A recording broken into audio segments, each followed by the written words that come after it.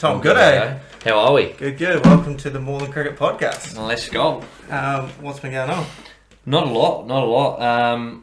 Obviously, weekend just gone. Sad loss to Park. I, thanks to Jed, rolled my ankle in the warm up, so it made the day a lot tougher. We obviously didn't get the job done, and it was obviously a must win for us to sort of try and secure a semi spot. So now we've got the tough task of going into this weekend, effectively being like a quarter final. Yeah. So my week has been a struggle because I haven't been able to gym, haven't been able to go for my runs. I've sort of pretty much just had to play dad all week and sort of kick my feet up and just visualise getting Lorts out for a duck on the weekend. Yeah, fucking cheers, Jed, for the playground. I know, it was so rough. I was all about it. It was such a vibe. I was like, okay, he's trying to get the boys G'd up for a big game. And then classic Tommy just like hurts himself in the warm-up.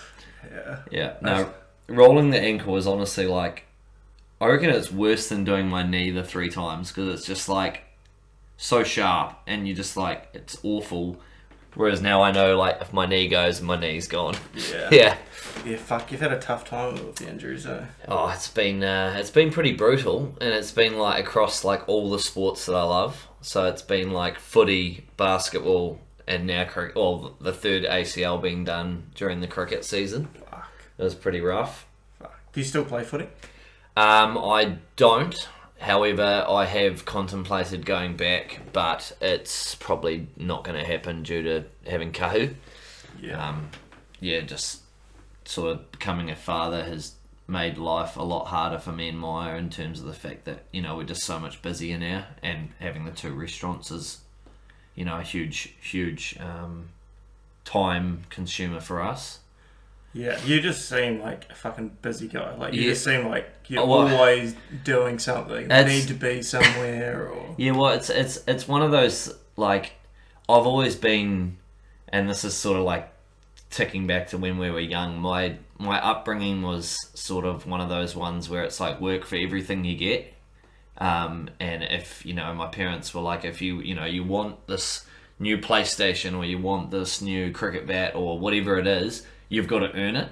And this is going to sound really funny, but like my parents were quite a social bunch. So like they'd sort of leave us, they wouldn't leave us at home, but I have older brothers, they'd leave us at home and then they'd go socialise and go to the bar, or they'd go to Pomeroy's or wherever we lived.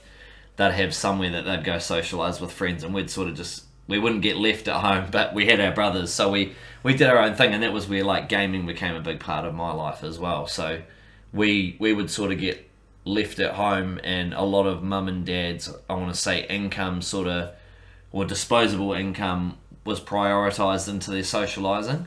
And that sort of gave us a need to sort of have a work ethic to like work for everything we want, because if mum and dad didn't have the money, then we needed the money. So we did like the paper runs from a young age and made like $5 a run, and that was awful. But we would spend that $5 down at the PC room in the weekends just playing games with just complete randoms, and it was like the best fun ever. And then obviously like sport in the weekends and all that sort of stuff. But no, like a day in the life of Tom at the moment is pretty like, it's quite full on. Like, I think one thing I've learned in the last like sort of 3 or 4 years since I started working in hospo is like there's always more that you can do. And a lot of people in the hospo scene, they sort of get bogged down with the fact that you're like in a 6-hour shift and then you finish your shift and you don't do much for the rest of the day. Whereas like my day starts before I have a shift at work, which starts at like 11 o'clock. So it's usually like a 3 a.m. wake up, cardio for an hour on the bike, weight session till about 5:36, and then I do about a 45-minute walk with the dog to try and wear him out. And then it's back home and it's like mum and dad time. So it's getting kahu ready for the day, getting ready for, you know, the work week, or the working day, sorry.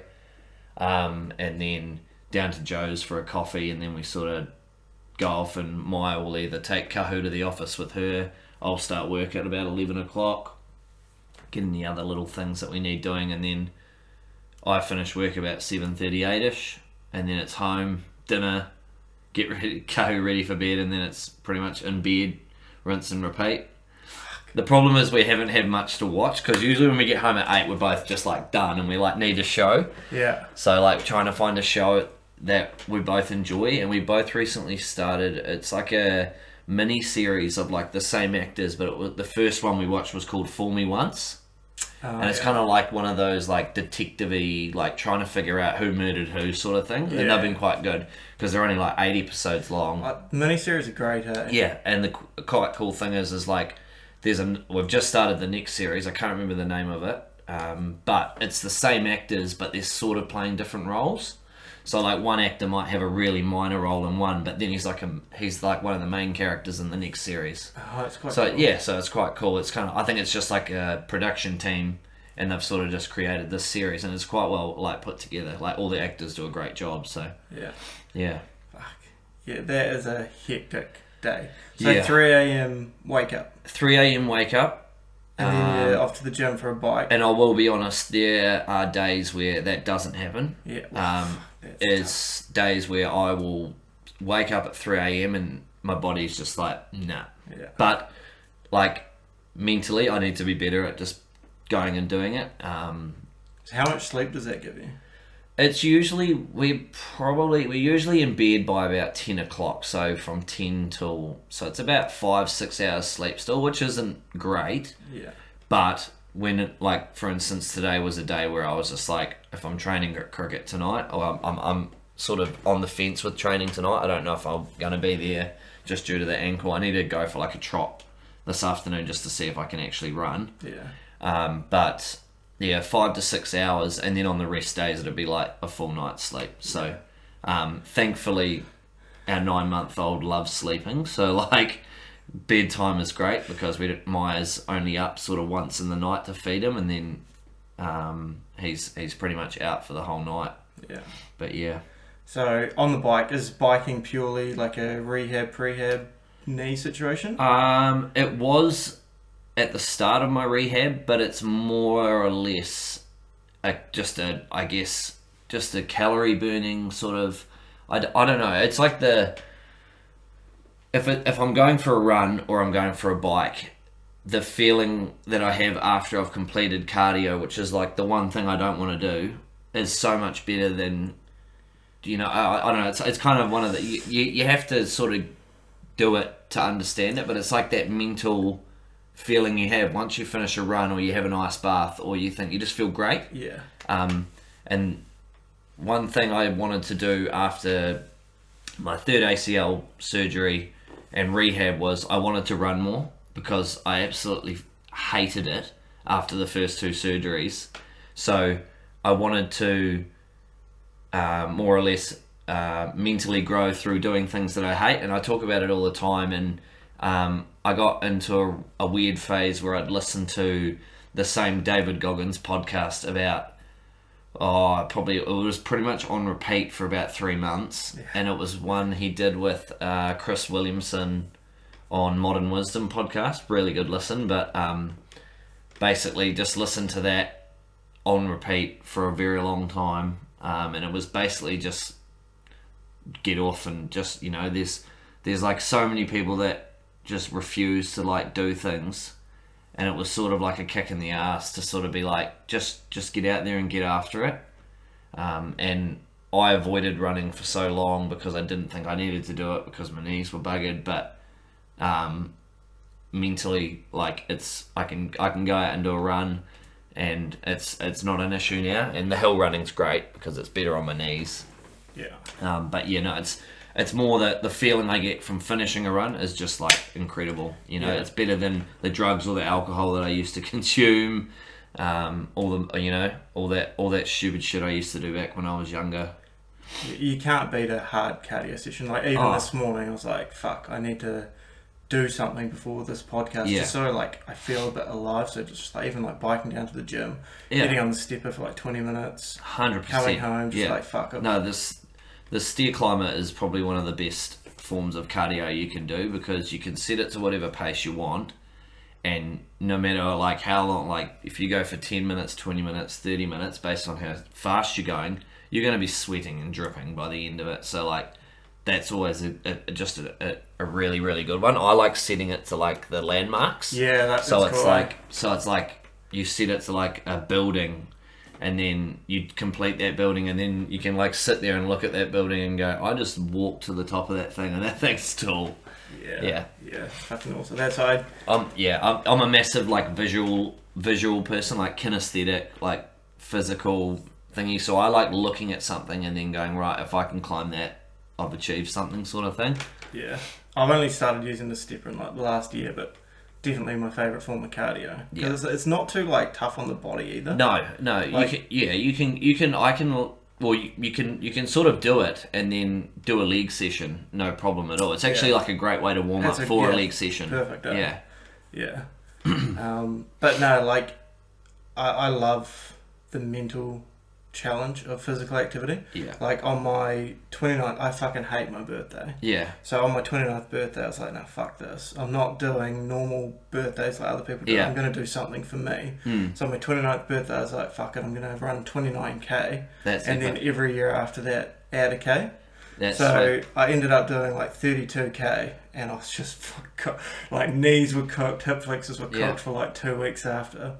And then it came to my 30th birthday, and I was like, no, I'll change it up. So I ended up doing like an 8-hour circuit of like, it was just constant 100 meters in shuttles, 10 push-ups, 10 bodyweight squats, and a minute skipping, and I just repeated that for 8 hours. Yeah, that's the sort of shit I love, because it's like, and I feel like everyone needs to sort of experience some form of endurance event. Like I feel like it almost needs to be like a compulsory thing. I think it would be great for like a pre-season event, to do like something endurance based where you're not necessarily working out or doing something physical for 24 hours, but you're there for 24 hours, if that makes sense.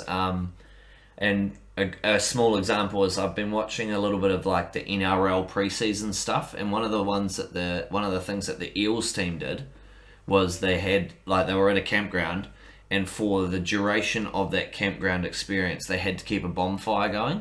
So like everyone had to be aware that if this bonfire went out, they were in for some trouble.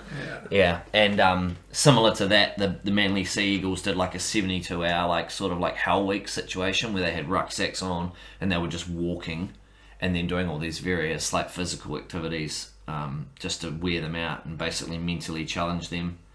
Because I guess at the end of the day, a lot of like problems or things that have an effect in your cricket come down to like the mental side of things, like especially in cricket. Like you play one bad shot, you're out, and you walk off the field and you throw your kit through the changing rooms, and you're just sitting there going, and you're just having all these hindsight moments.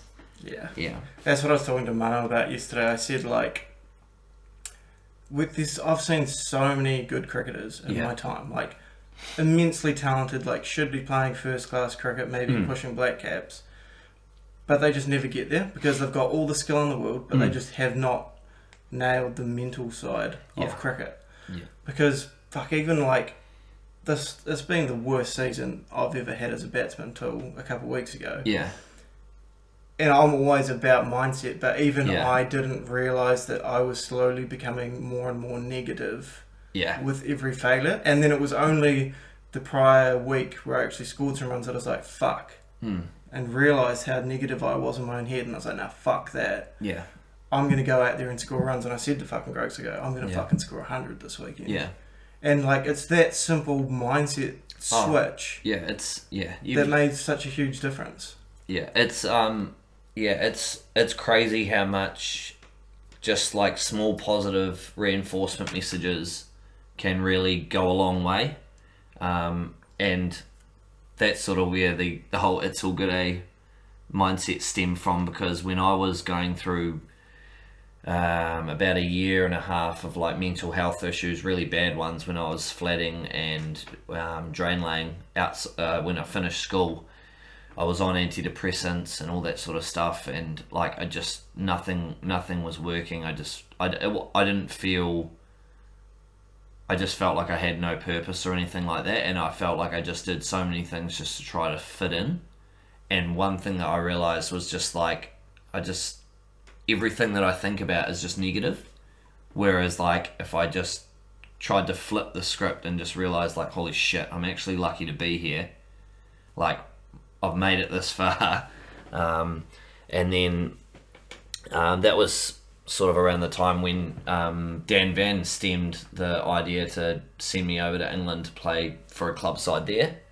And went and played in Yorkshire for like 6 to 8 months to try and just like get me away from all the situation here. And like Yorkshire was amazing, and it was probably one of the best experiences I've ever had because I got to go travel on my own. But I took a lot of my problems with me there.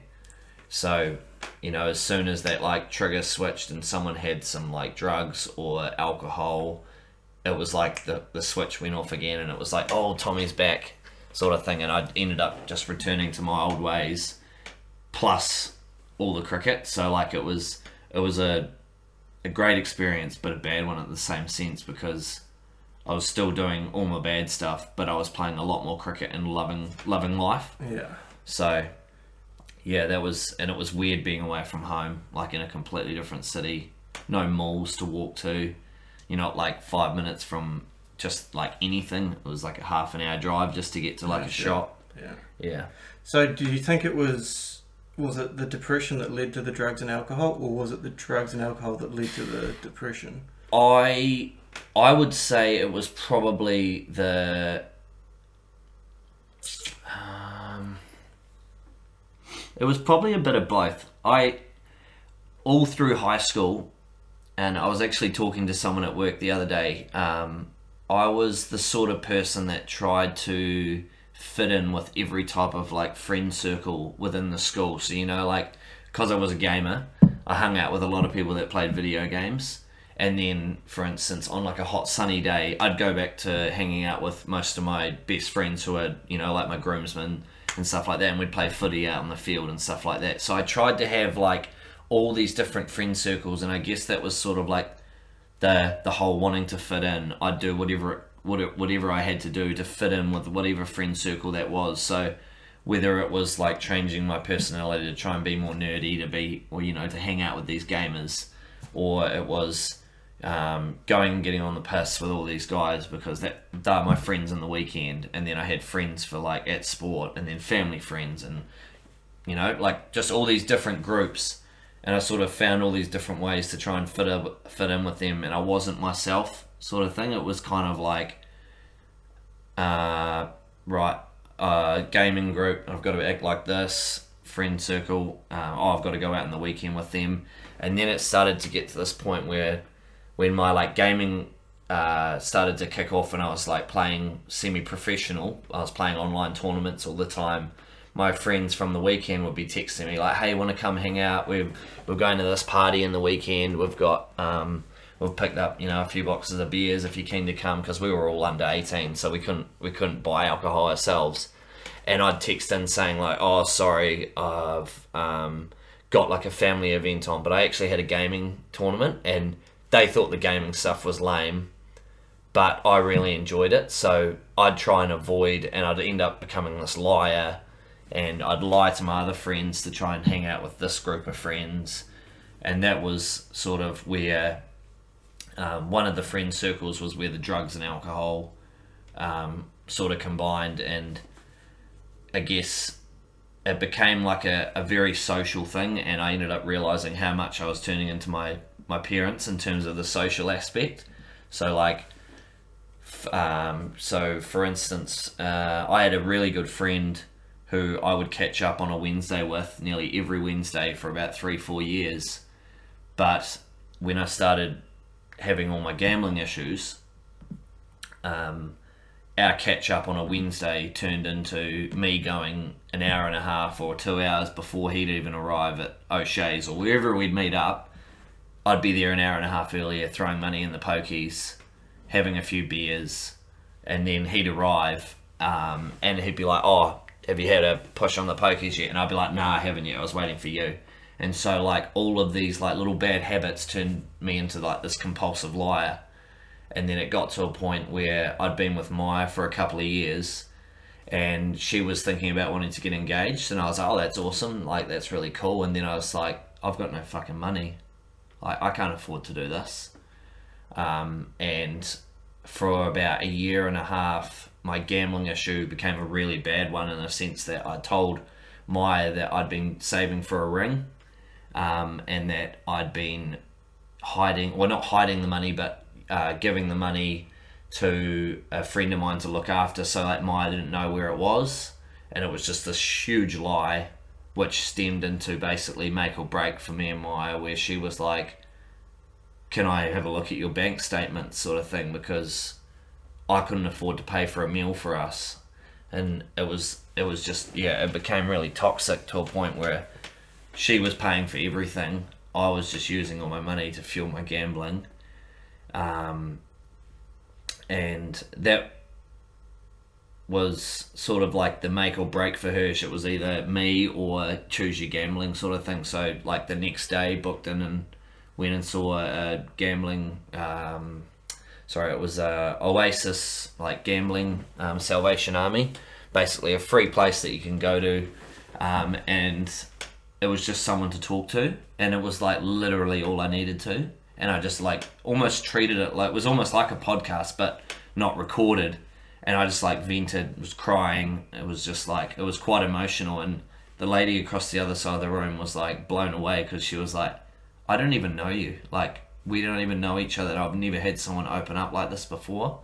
And I was like, it was like a really strange experience, because I didn't think I had a problem at the time. Like, I didn't think it was that bad. And then she sat me down, asked me a few questions, and before I knew it, she was like, yeah, this is really bad. Like, you don't have a lot of money to spend, but you're spending 80% of your money on gambling and sort of just like wearing away. So like, from that day, when I decided to sort of go cold turkey from gambling, I had to find alternatives, and find ways to use my gambling as a fuel for other things in my life. And that was where the gym came into play. So the City Fitness opened up. It was like a miracle that they opened up on Park House Road, probably coming up, I want to say 3.5 years ago. It might be 4 years ago, but they opened up about 2 weeks after that first therapy session I had, and that was like the game changer. I'd typically do a shift at Joe's in the morning, so like my work ethic was still the same.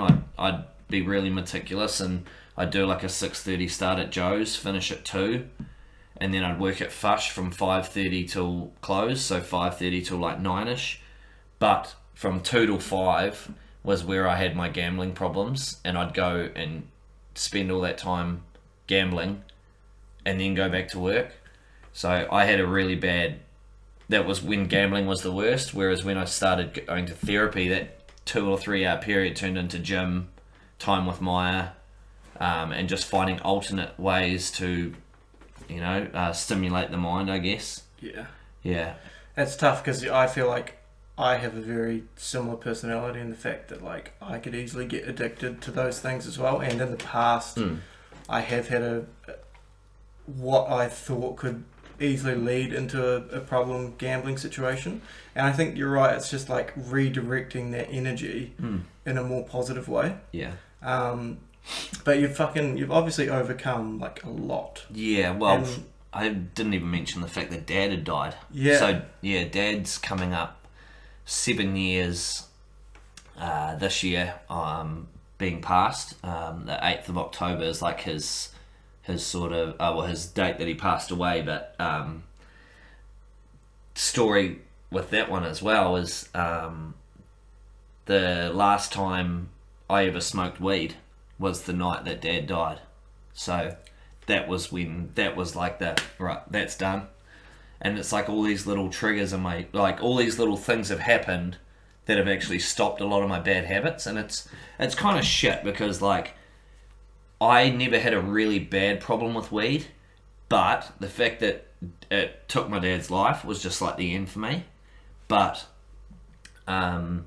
like things like that, like losing dad was like a massive like eye-opener for me in a positive and a negative way, because for the last sort of 6 years it's really been hard for mum. She's really struggled with her drinking.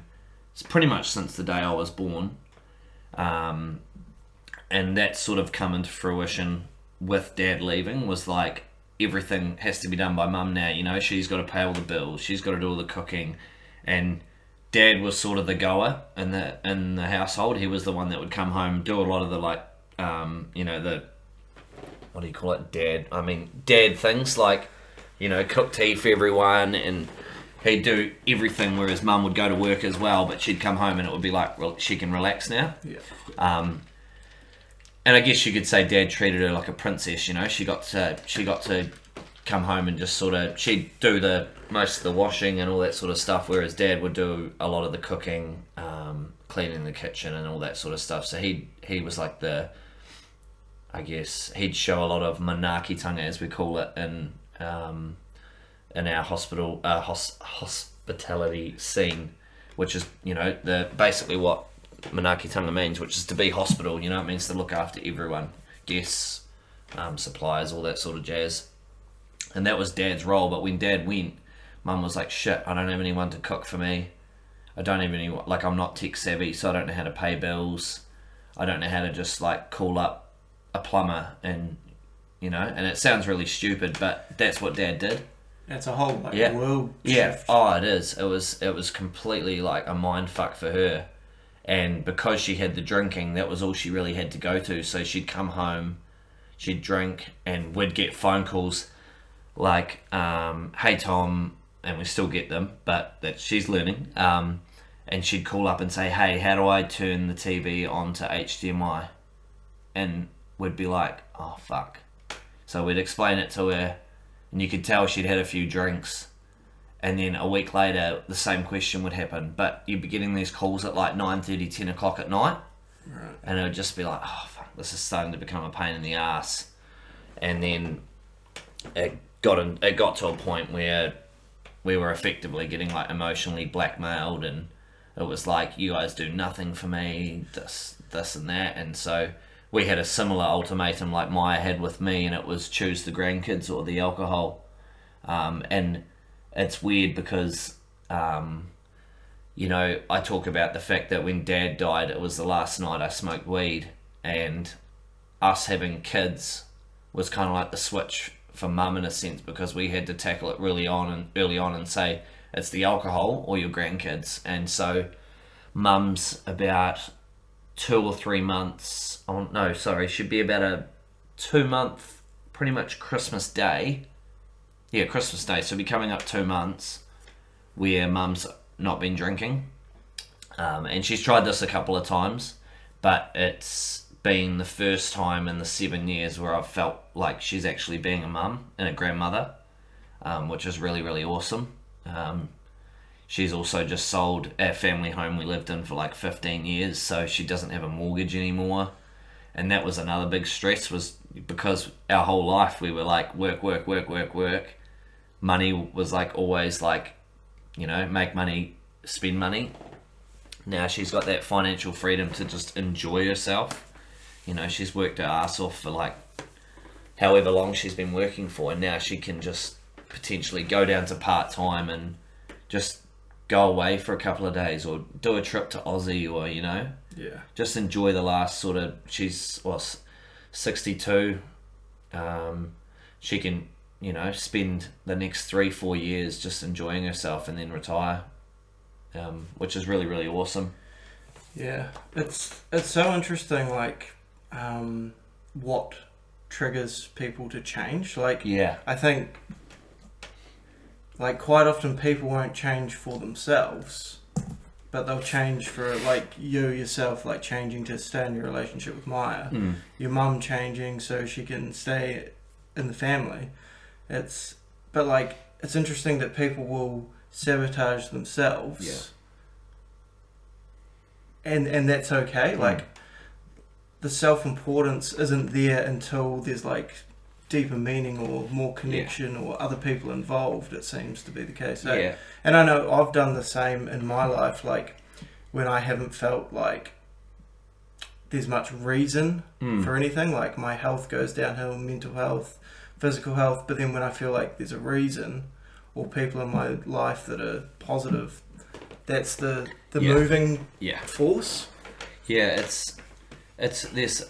I mean, it sucks when you've got nothing to be motivated for, but when you do have something to be motivated for, or you need something to be motivated for in terms of a change, it's like it's so much easier to sort of start that journey.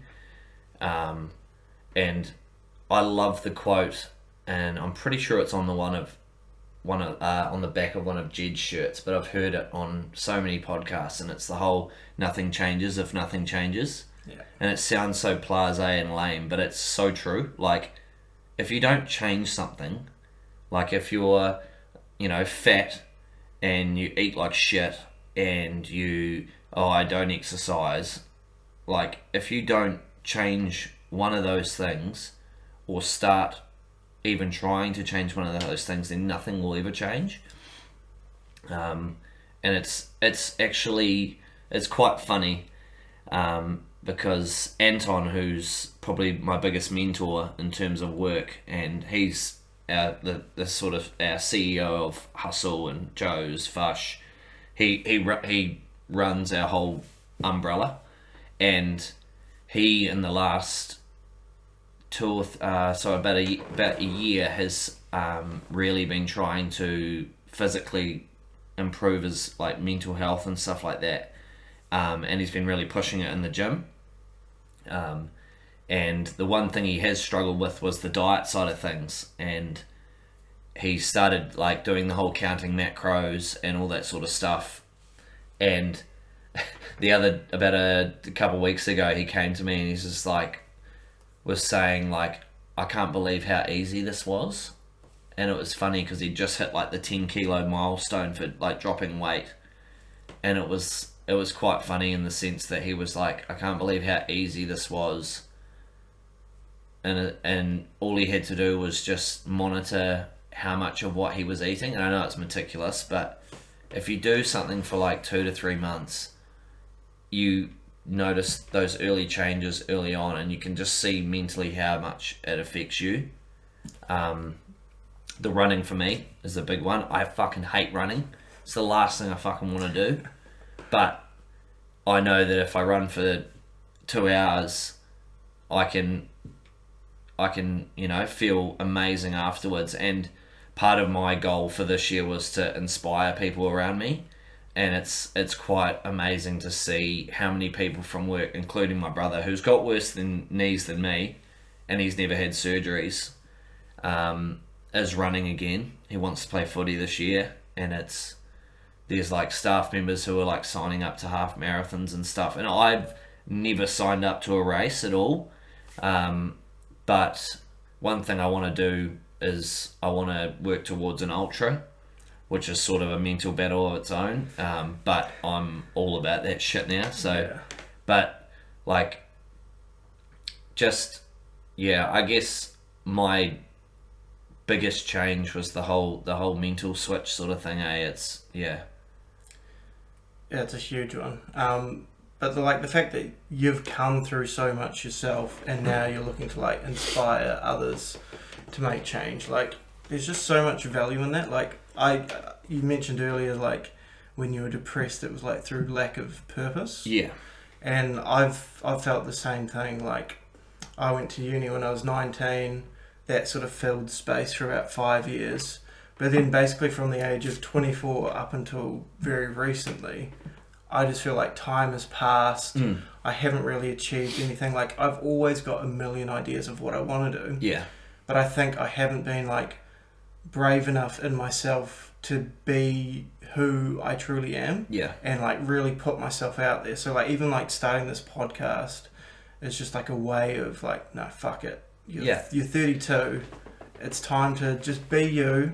If people don't like it, that's fine, but you've got to be genuine to yourself. And I've always felt like the only thing I want to do with my life is to help people in some way. Yeah. Like, I think everyone's got their own skill set, and I think that's what the human experience is like people sharing what they're strong at and learning off others in the areas they're weak.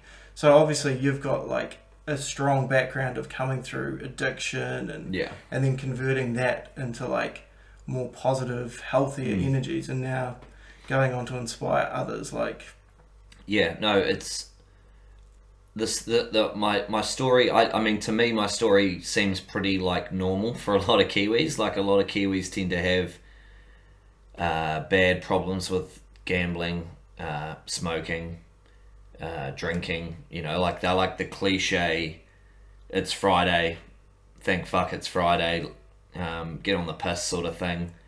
And it's such a cliche for Kiwis because I think we're such a small country in a sense that, like, in terms of opportunity and what's out there and all that sort of stuff, that we're sort of drawn into that Monday to Friday vibe. Whereas when I started having my therapy and overcoming all those addictions I had, I realised that from the ages of 18 to 23, 24, which was when I lost my dad, those sort of 5-6 years, I probably couldn't tell you much in terms of memory as to how they played out. Like, it was sort of just go to work, gets to Wednesday, payday, yay, I've got money, right, how much have I got to spend on grog this week? And then it would just be like a constant cycle of just like, and that was where, you know, you're just doing the same thing meticulously. But when I started going to therapy, one of the things that switched in my head was the fact that I was like, I've got about 5-6 years of doing absolutely nothing to catch up on, and I need to find a way to get those 6 years back as quickly as I possibly can. And if that means working, you know, every single day and going to the gym at 3 a.m. and catching up on all those years, because the one thing that I've lived for my whole life was my Saturday sport, and when you take that away from me after like surgeries and all that sort of stuff to work on, it's really, really hard. Like, it's hard to not be able to go to like a Tuesday, Thursday training and then play on a Saturday, because you work all week to see the lads on a Saturday. So the like catch up years has actually been really fun, because I know that I'm working towards something better. Like, from a gambling perspective, when I was gambling a lot, there was a lot of like, shit, I need to check my bank account to see if I have any money to pay for this. Whereas since I've stopped gambling and since I've had not necessarily any financial problems, I haven't had to go into my bank balance and be like, shit, can I afford this? Which has been a massive like stress off my shoulders, more or less for Maya than me. But I probably should mention the fact that I'm very lucky to have Maya. There's been a lot of really tough like weeks for her where I've done shit that has just sort of been like, what the fuck?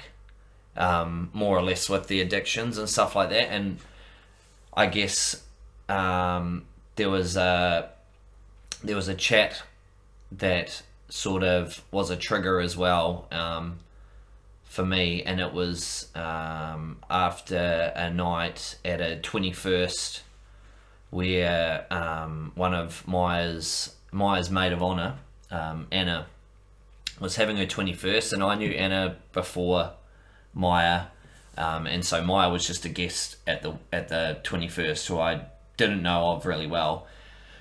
Long story short, I was typical old me, drunk, on gear, and I decided that I thought it'd be a good idea to drive Maya and one of my best friends home drunk. And anywho, next day Maya had work.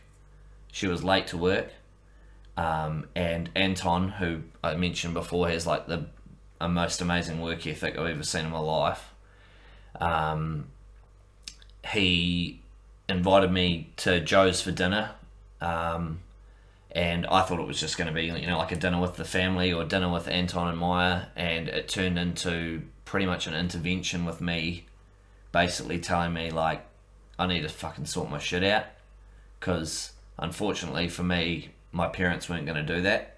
They would tell me to stop going out in the weekend and partying and socialising and stuff like that, but they did it as well, so I don't think I was ever going to get that from them. So the fact that I had Anton to do that was, another one of those triggers that we talked about. It was the switch that sort of turned all that sort of drama off for me, and it was a step in the right direction. I needed it, and sometimes you need those hard knocks. You need someone to sort of, give you a kick in the ass and say, like, you need a change. And that was sort of where I tried to bring in the, like, sort of culture change with the Go One More for the shoe tags and stuff like that this year, because one thing I hate about cricket is the drinking culture that it brings, and it's not just because I don't drink anymore. I don't like the fact of playing like a really competitive sport is all about just the drinking afterwards as well, and that's why I can't be around the socialising afterwards, because I get triggers in my head, and I'm the sort of person that if I have one beer it turns into 12. But yeah, it's just trying to be mentally aware to be able to be like no and just say no. And that's one thing I've never been good at, is saying no. No, and that's the thing I've always struggled with sport as well, like particularly rugby. Like drinking was one thing that put me off rugby. It was just like you go to rugby and then you fucking get hammered afterwards. And like, as much as I enjoyed drinking when I was younger, like even when I was younger I'd be like fucking once every couple of weeks. Like I never really heavily got into drinking. Yeah. And even then I knew like what sort of toll it was taking on me, like mentally and physically. But fucking particularly now, like when I'm older, like I still love a night out. Yeah. But I feel like it needs to be contained. For me, like 5, 6, 7 nights out a year. Yeah, it's like an occasion. Like a good balance. Yeah, like if we're celebrating like a wedding or we've won a trophy or something, like there's an occasion for it, but it's not like a pastime. It's not, and that's where I do struggle. And that's why I wanted to start the podcast. Is like I find it hard to connect with the other guys in the team. No, 100%. Unless we're having drinks and things like that. And even then, it's still very like surface level, like cricket chat, and like I couldn't tell you like what a lot of the guys in the team do. Like I totally feel you on that, eh? Yeah. So yeah, I mean that's one of the reasons. Like, yeah, it's quite interesting. We sort of turn up on a Tuesday and a Thursday, and it's like, hey, how you going, mate? How's your week been? Yeah, and then that's about it. We train, and then it's over. Yeah. And then it's who's on beers this weekend, or who are we playing, what's the team, and that sort of stuff. Whereas you sort of Tuesday training would be more like who got drunk in the weekend or who did something stupid. Yeah. Who's a pork chop, as we call it. Which I mean, it's funny to hear about, but like just to be part of that and do it every weekend, just not who I am. And you can sort of see how it becomes this like cycle of just like what's someone achieved, whereas like my ideal world would be like what's someone done, has anyone got a promotion at work, or what does everyone do at work? And it's drinking, as I say, it destroys a lot of families, and I feel like hopefully, and the way I see everything going, I think drinking's becoming more of it's phasing out in a sense. I don't think it's going to be like a huge thing to do in 10, 15 years, but I don't think it'll change too much. Yeah, it'll take a long time. Yeah, I think, especially in New Zealand, I think it's becoming more of the past in other countries. But for me, like, the only two things I really fucking know are cricket. I've loved cricket ever since I can remember, and like we haven't even really talked about much no, cricket. we haven't. And health and fitness, but health and fitness has only sort of really come in the last 10 years of my life. But I feel like guys I play cricket with should be like my best mates. Like that's the one thing like I'm knowledgeable on. I can chat about cricket all fucking day. Yeah. But yeah, it's just like. Yeah, I guess. And I feel like cricketers are typically like maybe a little bit more reserved as a whole. It's such an individual based sport where if it's going well for you, you're really, you're all about it. Yeah. And when it's not going well for you, you don't want to talk to a single fucking person. Yeah. And that's one thing that I took into this year was the fact that because I was coming back from my third knee surgery, I was like, I don't even care if I don't take a wicket. It's just about being out there and enjoying what I've got left.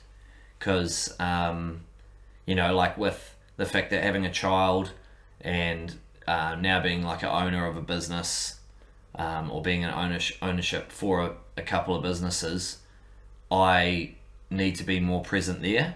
So like there's a high chance, and this isn't an announcement, but I may particularly not be able to play cricket next year. So I have to enjoy everything that I've got left, and like that's why like bowling with a sore ankle, that's a mental pain thing, but I can deal with that because I know that I could potentially not be here next year. I don't know where I'll be in terms of work, with like the new startings that we have at work. Like I might not be able to work. Like Saturdays could become my Monday, So, it's one of those things. You've just got to like enjoy what you've got while you've got it, and then, and just I guess try and bring people around you up. Yeah. There's a lot of people in the club that annoy me with their antics, but at the same time they're young, and I have to remember they're young and remember that I used to be like that. Yeah. But all I can do is try and inspire them in a sense that there's more to that, and try and help them early on. I've got a new guy at work who is just asked me that he wants to go full time, which is amazing because he's realised that uni's not for him. He's realised that he wants to try and pursue a hobby that he has, which is producing music, which is really fucking cool. I didn't even know that till like 3 weeks ago, but he's really into music. So he wants to go full time, but my first thing that I thought about when I was given the task of if you want him to be the next manager, he needs to be better than you, and the first thing I could think about was I need to get this guy like mentally fine before I talk about any of like the management side of things. So if I can help him with his budgeting and being physically active and stuff like that, that'll make managing so much easier for him, because he doesn't have to stress about money. He doesn't have to stress about just like mentally being fit enough to work 45 hours a week in a hospital, which is actually surprisingly hard. Yeah, I can imagine. Doing like 12 to 14 hour days on your feet, serving people that are just assholes.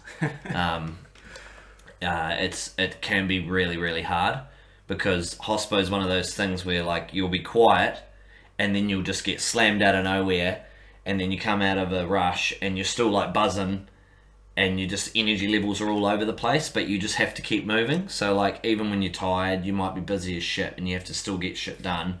Whereas I guess in an office sense, if you're working at a desk, you can sort of zone out and tick away, whereas it just doesn't stop in hospo. You're constantly having to look after people, which I love, it's actually really surprising how much I enjoy the hospitality, coming from a drain laying background. Yeah. I imagine the pace of it keeps you going like, fuck, I could not sit in an office. So. I always thought when I left uni that left school that I'd go to uni, do like an office space job, but it never I'm actually kind of grateful that the earthquakes happened, as bad as that sounds. We lost a lot of loved people, but the earthquakes sort of gave me the opportunity to find a full-time job straight away, and I was grateful enough to do drain laying for about 3-4 years, that's fucking tough. Which led to a lot of mental problems because it was so hard, but it was I was fit as shit because we were on a shovel most of the day, and we were doing I felt like I was doing good because I was helping repair the city, and I met a lot of like characters working there. You meet a lot of interesting people who have done a lot, and it was interesting, but it led me to hospo. Well, my knee injuries led me to hospo, but I probably wouldn't want to work in any other sort of industry based on the fact that like you could come into the restaurant and be having the shittiest day and you could take it out on me. I couldn't care less. But if I can have you leaving the restaurant with a smile on your face and deliver you good food and service and all the rest, and if you leave the place smiling and feeling better than how you came in, then I've won the battle, or I've won the day, because I've hopefully encouraged you to be a bit, nicer off. And that was sort of like where all my mental health, It's All Gooday stuff stemmed in, because there were days where I'd be having a shit day, but you still have to put on a face, and it's become subconscious now to put on a face for customers, but it's really easy to get caught up in how negative customers can be. So I've sort of got this like gift of the gab in a sense, where if someone's having a shit day, I can sort of banter with that. Yeah. And a lot of staff struggle with that side of things. If someone's having a shit day, they'll come and tell us about it, as opposed to like actually trying to make a difference on them. So if someone's having a shit day, I'll have a laugh with them and try to cheer them up. And sometimes it works, sometimes it doesn't. I've been called a young scrotum bag before by a customer. And how does it even come up? That's. I mean, that was a weird interaction. She ordered a roll. I was a woman as well. She ordered a roll off our Joe's menu, which is called a sweetie. And so when I delivered the sweetie to her, I said, I've got a sweetie roll for someone. And she thought I called her sweetie. And she took that offensively. Basically wrote a whole big review telling us that she's a PhD, she's a doctor, I should show her more respect. Long story short, I'm a young scrotum bag, and that's like the running joke at work. But yeah, I enjoy. I don't know. That's so interesting, eh? But people are so quick to take offence. Oh, absolutely. Yeah, absolutely. It's hospos. I always say to people that, you know how like countries do like you have to do compulsory military time? I reckon that people should have to do compulsory hospitality work for at least 2 years, from like the age of 16 to 18, like when you're in high school. Yeah. I feel like that would be really, really cool to see, because then people will understand the shit that we deal with. Yeah. And it's not like it's really minor things, but like just like small things, like someone will order a large flat white, and then we'll deliver a large flat white, and they'll be like, that's not what I asked for, and it's like, but that's a large flat white. Yeah. You've just changed your mind. Yeah. Oh, yeah. That's wild. Did you always grow up playing cricket? I grew up playing cricket from the age of... Started at 5, pretty much like everyone does, at East Shirley. So I was playing under Bill Duncan's reins. That's JD and Dylan's grandfather. Oh, yeah. So we did the old Milo cricket and all that sort of stuff. My brothers played as well, so they started a few years before me, but they weren't as into it as I was. I think they just did it because it was something to do on the weekend. But they were in the same sort of age level as Tilo. Oh, yeah. So they grew up playing cricket with Tilo, whereas I grew up a few years younger playing with like Dylan.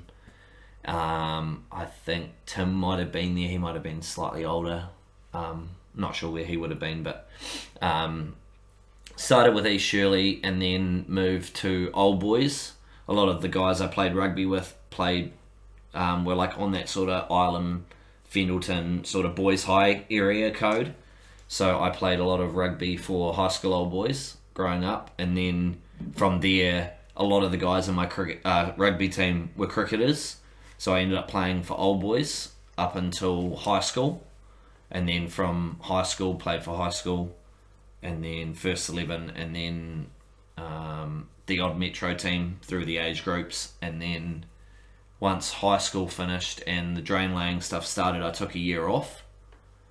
I wanted to just like focus on trying to save money, which is my story sort of showed didn't really happen because of all the other habits that I had.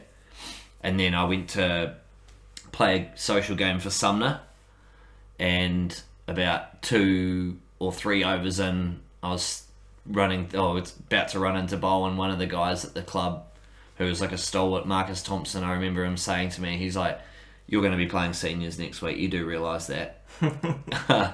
And from there it sort of, the love for cricket came back, and I was playing seniors for Sumner for about 3 or 4 years, and then that's when it led to Dad passing, and I was like, I'm really enjoying my cricket at the moment.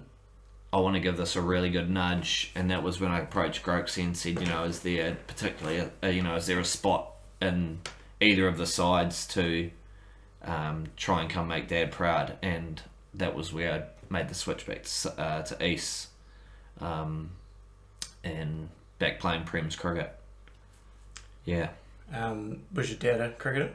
Dad, he enjoyed it. He never played cricket, as far as like I'm aware. I don't think he was ever like playing senior cricket or anything like that. He was more into basketball, martial arts. He was quite outdoorsy. He spent a lot of his time through his youth and early adulthood travelling Europe. So he was travelling a lot because that's what you did. And he loved cricket. Like, he loved watching it.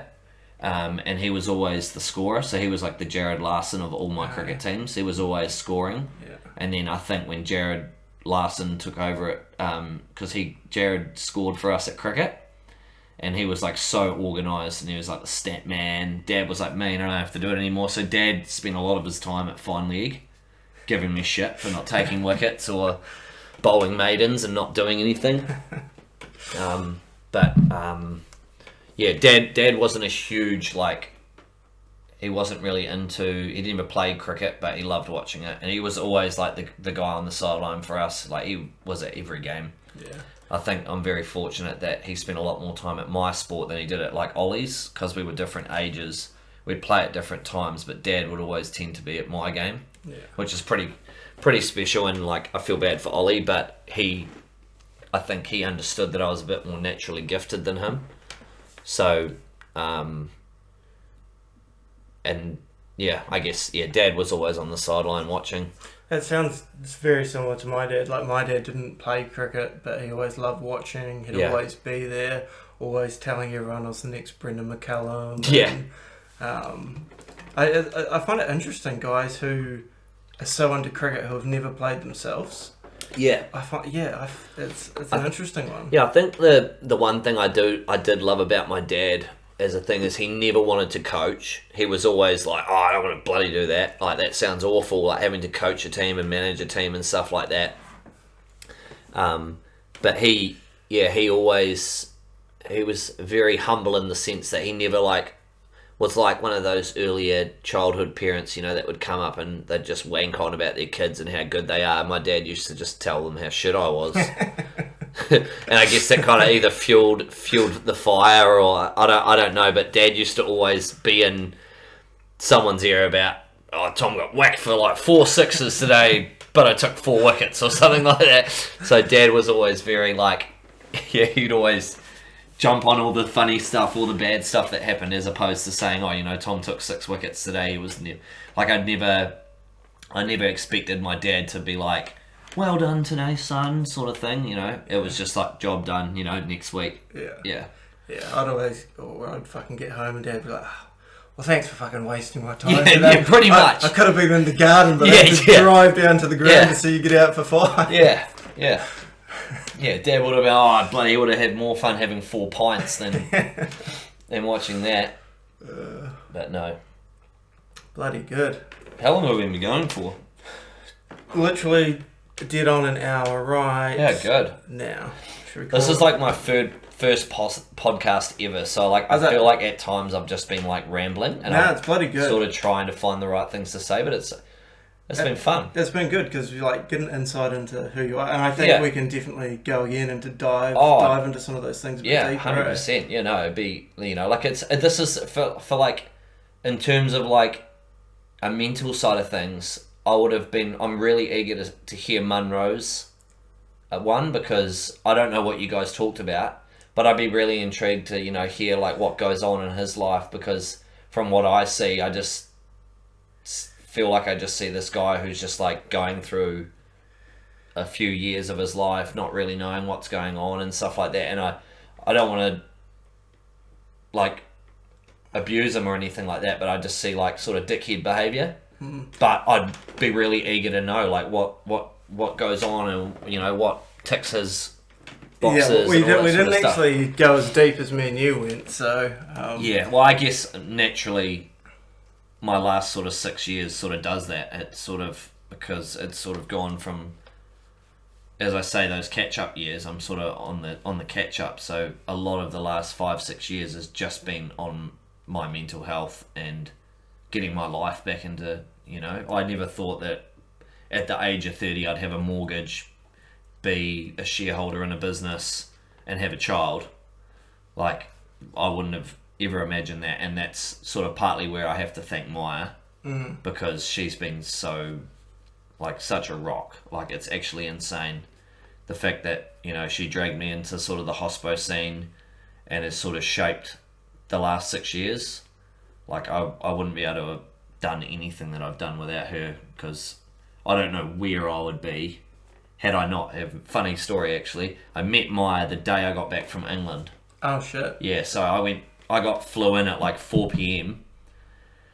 I think I landed about 4 p.m. that afternoon, and everyone was round at one of the boys' flats. So I was like wide awake, just been on like an 18-hour flight, and I was like, I'm keen to see the boys. And I think they'd just been to like Tea Party or one of those like uni events. Yeah. And so I rocked around there and everyone was on the piss and Maya was there and she was obviously quite drunk. She was at uni at the time. But we didn't really talk or anything like that. But a few months later we started talking and then it was weird that like the connection and how small of a world we have because she was best friends with Anna, who worked at Joe Sumner, who also not lived with us, but she was dating one of my flatmates before I moved to England.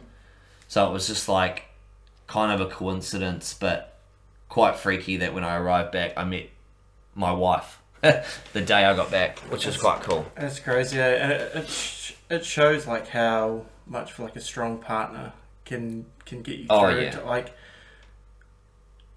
Yeah, once I left my ex, I was like, nah, I'm swearing off woman for a year, gonna focus on myself. And then like ran into this girl on New Year's and just had this like instant connection like I've never felt before. And she's just like such a strong, like we've only been seeing each other like 6 weeks, but she's just like such a strong character and has overcome so much in her life. Like she's had like double hip replacement, far out, like overcoming like autoimmune conditions. And just like seeing what she's overcome is like, fuck. Yeah. What am I doing? Yeah. It's time to do something with your life. And it's just like, it's inspiring to see what people go through. And like hearing your story. Yeah. And like what you've come through, I'm like, fuck. Just small steps. Yeah. Take small steps and you'll get there. Yeah. And that's effectively where the like go one more sort of stems from. It's not just can I go one more K or can I go one more step. It's like, can I go one more day without smoking? Can I go one more day without doing something that I shouldn't be doing? Or like it's more than just those 3 words. Yeah. It's like it's so deep. Yeah. But yeah, like as I was saying with Maya, like I have a child with a Māori name, which is crazy to me because I grew up in a household where we watched the All Blacks and stuff like that, and a lot of the comments that would come out of like my dad's mouth supporting the All Blacks were closet racist comments, and obviously that influences you as a child. You know, you I guess stereotype Māori people as generally being like criminals or stuff like that, but it's like from being with Maya and being around her family and learning more about the culture, it's actually crazy how much of a racist country we live in based on that side of things. And it's awesome that I have a goal now to do the whai kōrero, which is the sort of speech on behalf of your family at Kahu's first day at school, which is like a massive deal.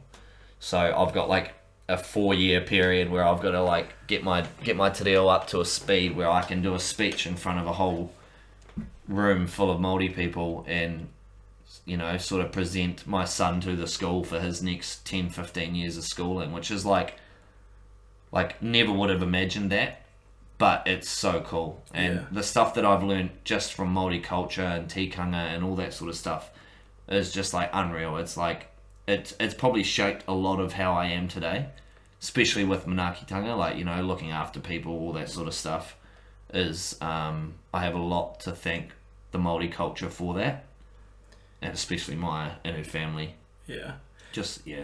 Well, like, racism, like, no one's born racist. It's all learned. But like, to be like, you feel like a Māori to me, like, it's quite funny. It's like, I remember the first time I went round to Maya's house to sort of have dinner with her family, and they were all speaking Māori to each other, and I kind of felt it wasn't like confrontational, but I was very intrigued, and I was sort of sitting there listening to them have a conversation, and I was, you know, having to ask, what he's talking about and stuff like that, and it was just like, it was quite beautiful to see, like, and they even spoke Māori just to the dog, so the dog understands te reo, but like, yeah, the Māori side of things is like, it's really, really cool in a sense of like the sort of their philosophy on like how to do things is like really, really helpful.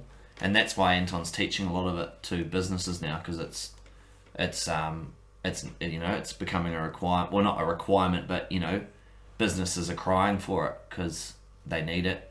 They need to incorporate it, and it's becoming part of New Zealand again, which is really cool.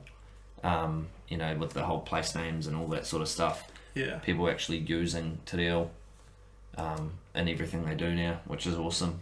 Yeah, it's just small steps, like even you like learning it, and even just like your use of it in your everyday life. Yeah. But no, bloody good.